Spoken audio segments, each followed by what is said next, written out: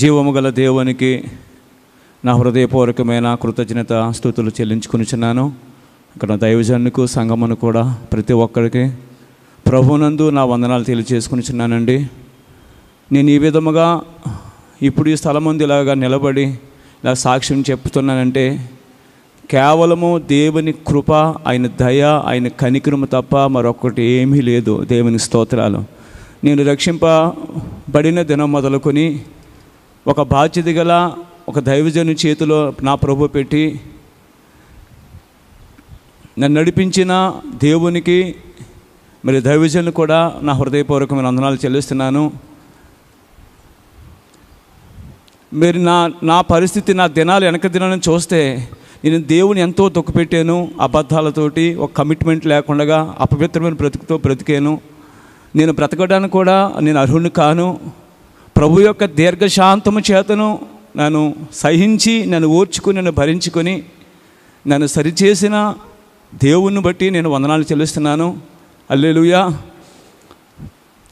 ఈ సమయంలో ప్రభు చేసిన ప్రతి మేలును బట్టి, ప్రతి ఉపకారాన్ని బట్టి నేను ప్రభుని స్తుతిస్తున్నాను. నాకు ఇచ్చిన కుటుంబాన్ని బట్టి, బిడ్డలను బట్టి, సంఘాన్ని బట్టి, వాక్యాన్ని బట్టి నా ప్రభుని స్తుతిస్తున్నాను. 2 సంవత్సరములు నేను ఖాళీగా ఉన్నానండి.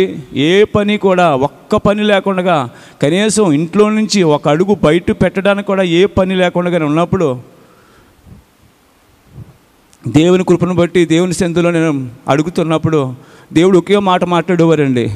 షమ్రోనులో ఒక్క రాత్రే కరువు తీర్చినట్లు నీ కరువంతా నేను తీరుస్తానని అదే వాక్యం ఎప్పుడు నా ప్రభు నాకు ఇచ్చాడు. దేవుని స్తోత్రాలు. దేవుని మహాకుటుంబం బట్టి వైజాగ్లో కోరమండల కంపెనీలో అసలు ఆ పని నాకు లేదని చెప్పారు, నీకు రాలేదని చెప్పారు, క్యాన్సిల్ అయిపోయిందని చెప్పారు. కానీ నేను ఎప్పుడూ ఆ పని గుర్తొచ్చినప్పుడల్లా ప్రభా ఆ పని నాకు ఇచ్చినందుకు నీకు వందనాలు, నీ బిడ్డకు నాకు ఆ కాంట్రాక్ట్ నాకు అనుగ్రహించినందుకు స్తోత్రాలు ఎప్పుడూ ప్రభుని స్తుతించేవాడిని. దేవుడు మహాకుటుంబం బట్టి ఆ పని నాకు, ఆ కాంట్రాక్ట్ నాకు రావడానికి ప్రభు కృప చూపారండి. ఎందుకంటే ఆ పని చేయడానికి నాకు జ్ఞానం లేదు, చదువు లేదు. నేను ఇంజనీర్ని ఏం కాదు, నా చదువే 10th క్లాస్ ఫెయిల్. ఇటువంటి ఈ పరిస్థితుల్లో నేను అక్కడ పనికి వెళ్ళానండి. ఇంకొక అద్భుతం ఏంటంటే ఆ పని నేను ఒక భయం వేసేది నాకు. ఎందుకంటే కోరమండల కంపెనీలో ఒక పూజారులు ఉంటారు, ఒక టెంపుల్స్ ఉంటాయి. ఏది ప్రారంభించినా విగ్రహారాధనతో జరగాలి. కానీ ప్రభా నీ నామములో ప్రార్థన చేసేది ప్రారంభించాలని నేను ఆశపడ్డాను. నేను అక్కడున్న ప్లాంట్ హెడ్స్ని అడిగాను, అయ్యా నేను ప్రార్థన చేసి దీన్ని ప్రారంభిస్తానని అడిగాను. వారు వెంటనే కూడా వారు అంగీకరించారు.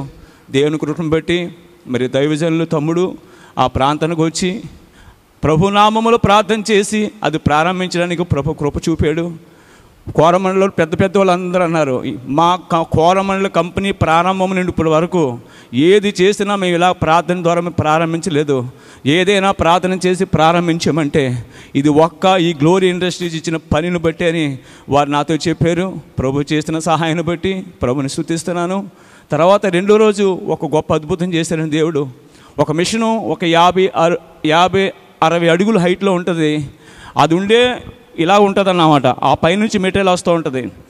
మొత్తం ఇంజనీర్స్ అందరూ మేము చెక్ చేస్తున్నాం, అందరూ నుంచి మొత్తం అంతా స్టడీ చేస్తుంటే ఎందుకో మా ఆపరేటర్ ఆ పైకి ఎక్కాడండి. ఎక్కి అక్కడ ఇలా పడుతుంటుంది మెటీరియల్.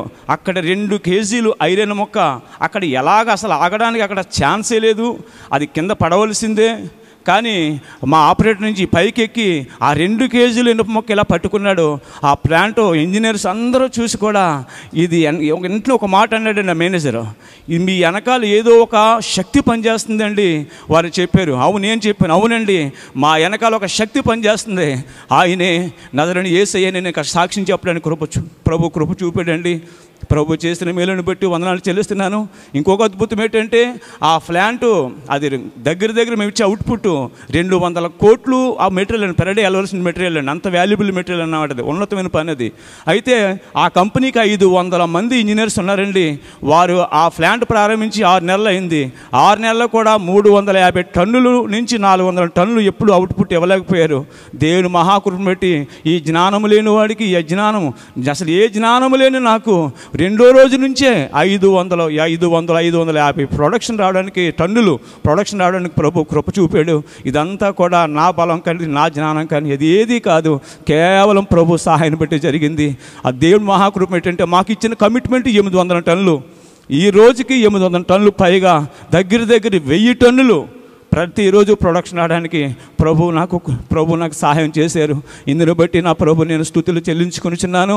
మరి అక్కడ నేను పని చేస్తుండగా ఎక్కడ గర్విష్ఠుని కాకుండా, అహంకారం కాకుండా, నా ప్రభు కలిగిన దేహ మనసుతో సాత్వికముతో అక్కడ నేను జీవించడానికి, ప్రతి ఒక్కరి దగ్గర నా ప్రభు వాక్యానుసారముగా జీవించడానికి నన్ను అప్పచెప్పుకొనిచున్నాను. ప్రభు అవసరమైనది ఒక్కటే, మరియా ఉత్తమమైన దాన్ని ఏర్పరచుకుని దేవుడు దయను పొందుకుంది. నేను కూడా ప్రభు దయను పొందుకొనొచ్చు, ప్రభుకు ఇష్టడుగా, ప్రభు దగ్గర నమ్మకస్తుడిగా, ప్రతి ఒక్కరి దగ్గర నమ్మకస్తుడిగా, సంఘము దగ్గర నమ్మకస్తుడిగా జీవించడానికి పరిశుద్ధాత్మ దేవుడు నన్ను అప్పచెప్పుకొనిచున్నాను. దేవుడు ఇచ్చిన సమయాన్ని బట్టి, నాకు చేసిన ప్రతి మేలును బట్టి ప్రతి ఒక్కరం కూడా దేవునికే స్తోత్రం చెల్లిస్తున్నాను. హల్లెలూయా, హల్లెలూయా, హల్లెలూయా.